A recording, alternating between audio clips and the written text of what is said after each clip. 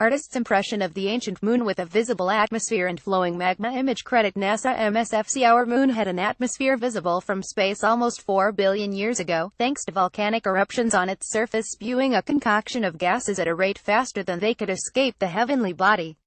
A NASA study published in Earth and Planetary Science Letters this week describes our ancient rocky companion in a very different state to what we can see today.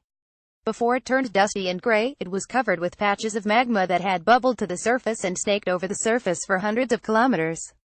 The remains of these formations can still be seen. The dark layers of basalt that cover the crater's stern surface mark where plumes of magma spewed forth from inside the moon. Samples of this volcanic rock dust, the leftovers of these eruptions, were taken during the Apollo missions, and were found to contain evidence pointing to the presence of gases including carbon dioxide, sulfur, and hydrogen as well as water vapor. In other words, the magma hotspots spouted these gases, presumably forming a rather unpleasant atmosphere on our moon and not too dissimilar to the atmosphere we imagine within Yahoo this week.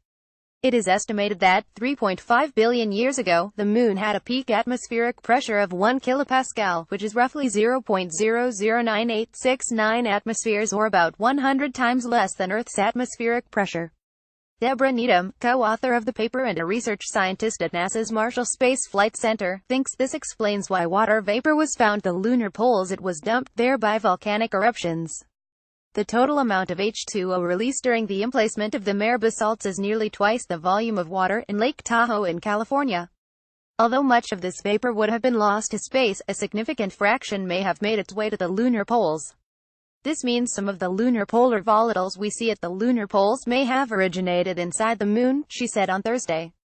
David Kring, co-author of the paper and senior scientist at NASA's Lunar and Planetary Institute, added this work dramatically changes our view of the moon from an airless rocky body to one that used to be surrounded by an atmosphere more prevalent than that surrounding Mars today.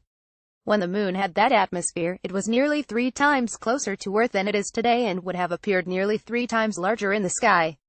The moon continues to be an area of intense study for America's space agency.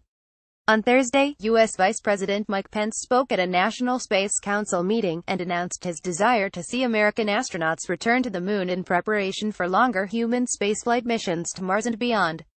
NASA's Administrator Robert Lightfoot said the agency has been directed to develop a plan for an innovative and sustainable program of exploration with commercial and international partners to enable human expansion across the solar system, returning humans to the moon for long-term exploration and utilization, followed by human missions to Mars and other destinations. Registered Sign sponsored The Joy and Pain of Buying IT. Have your say.